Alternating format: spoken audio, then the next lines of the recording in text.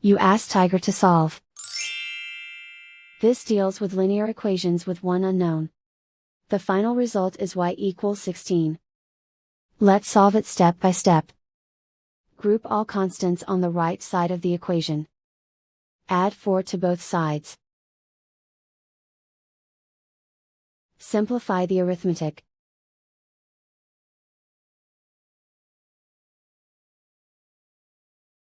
Isolate the y. Multiply both sides by inverse fraction 4/1.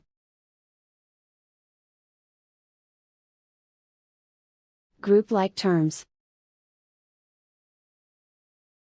Multiply the coefficients.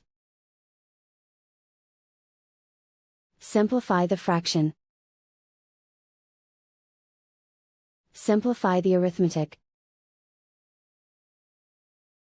And so the final result is y equals 16.